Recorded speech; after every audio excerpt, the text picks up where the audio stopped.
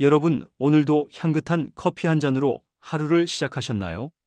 우리가 매일 마시는 이 커피가 사실은 우리 혈관 속 시한폭탄이 될 수도 있다는 충격적인 사실을 알고 계십니까? 특히 혈압이 높으시거나 콜레스테롤 수치가 걱정되는 분들이라면 오늘 이야기에 반드시 귀를 기울이셔야 합니다. 평소처럼 마신 커피 한 잔이 나쁜 콜레스테롤 수치를 치솟게 만들어 심혈관 질환의 원인이 될 수 있기 때문입니다. 하지만 너무 걱정하지 마세요. 커피를 아예 끊으라는 말씀이 아닙니다. 마시는 방법만 살짝 바꾸면 오히려 건강에 도움을 줄 수도 있습니다. 오늘 그 비결을 하나부터 열까지 아주 자세하게 풀어드리겠습니다. 우선 우리 몸속의 콜레스테롤에 대해 정확히 이해할 필요가 있습니다. 흔히 콜레스테롤이라고 하면 무조건 나쁜 것이라고 생각하기 쉽지만 사실 우리 몸을 구성하는데 꼭 필요한 성분입니다. 문제는 나쁜 콜레스테롤이라 불리는 LDL 수치가 높아질 때 발생합니다. 이 수치가 높아지면 혈관벽에 찌꺼기가 쌓이고 혈관이 좁아지거나 딱딱해지는 동맥경화가 진행될 수 있습니다. 특히 나이가 들수록 혈관 탄력이 떨어지기 때문에 콜레스테롤 관리는 선택이 아닌 필수입니다. 그런데 놀랍게도 미국 건강 전문 매체인 웹MD의 보고에 따르면 커피 자체에는 콜레스테롤 성분이 전혀 들어있지 않습니다. 그런데 왜 커피가 문제일까요? 그 범인은 바로 원두 속에 숨겨진 천연 오일 성분인 카페스톨과 카와웰입니다. 카페스톨은 원두를 볶고 추출하는 과정에서 나오는 일종의 기름 성분입니다. 이 성분이 우리 몸속에 들어오면 간에서 콜레스테롤 대사를 방해하여 결과적으로 혈중 LDL 콜레스테롤 수치를 높이는 역할을 합니다. 한 연구 결과에 따르면 하루에 커피를 4잔 넘게 마시는 고령층에서 콜레스테롤 수치가 유독 높게 관찰되었다고 합니다. 특히 고콜레스테롤 혈증이 있거나 가족력이 있는 분들에게는 이 카페스톨 성분이 치명적일 수 있습니다. 하지만 모든 커피가 다 위험한 것은 아닙니다. 핵심은 바로 어떤 방식으로 커피를 내렸느냐에 달려 있습니다. 우리가 흔히 카페에서 사 마시는 아메리카노의 베이스인 에스프레소를 생각해 보십시오. 에스프레소는 뜨거운 물을 강한 압력으로 원두 가루에 직접 쏴서 아주 빠르게 추출합니다. 이 과정에서 원두의 기름 성분인 카페스톨이 걸러지지 않고 고스란히 커피잔 속에 담기게 됩니다. 아메리카노 위에 떠 있는 얇은 거품인 크레마를 보신 적 있으시죠?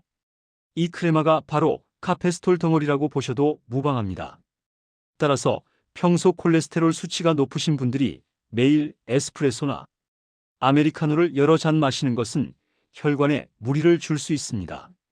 또한 최근 유행하는 프렌치 프레스나 터키식 커피 혹은 주전자에 직접 넣고 끓이는 보일드 커피 방식도 주의가 필요합니다. 이런 방식들은 금속망을 사용하거나 아예 필터 없이 원두와 물이 직접 닿기 때문에 카페스톨 성분이 가장 많이 남는 조리법입니다. 집에서 직접 커피를 내려 드시는 분들 중에 혹시 필터 없이 추출하고 계신다면 오늘부터 방식을 바꾸시는 것이 좋습니다. 그렇다면 콜레스테롤 걱정 없이 건강하게 커피를 즐기는 방법은 무엇일까요? 정답은 바로 종이 필터에 있습니다. 종이 필터를 사용하는 드립 커피는 종이가 원두에 미세한 기름기인 카페스톨을 대부분 걸러내 줍니다.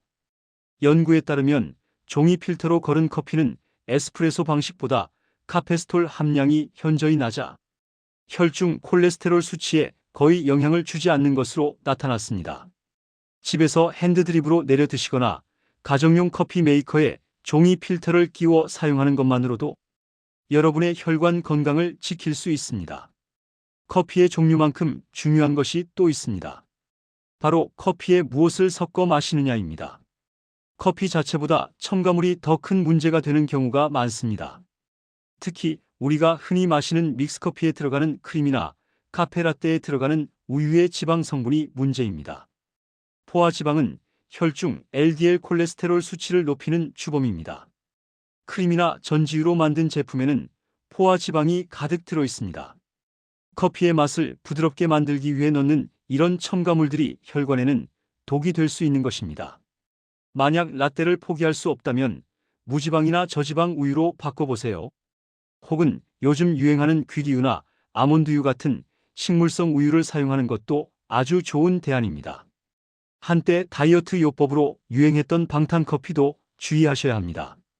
블랙커피에 버터와 코코넛 오일을 섞어 마시는 방식인데, 이 방식은 포화지방 섭취량을 급격히 늘려 단기간에 콜레스테롤 수치를 위험 수준까지 높였다는 사례가 아주 많습니다. 유행을 따르기보다는 내 몸의 상태와 혈관 건강을 먼저 생각하는 지혜가 필요합니다. 또한 설탕이나 시럽도 혈관 염증을 유발할 수 있으니 가능한 한 블랙커피 본연의 맛을 즐기시는 습관을 들여보시기 바랍니다.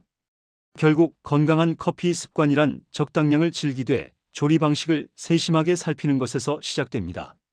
하루 두세 잔 정도의 커피는 심혈관 질환 예방과 치매 예방에도 도움이 된다는 연구 결과가 많습니다.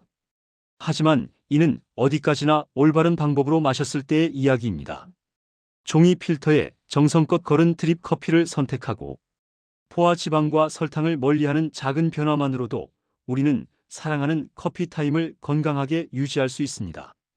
여러분, 오늘 알려드린 이 사소한 습관의 변화가 10년 뒤 여러분의 혈관 건강을 결정짓게 될 것입니다.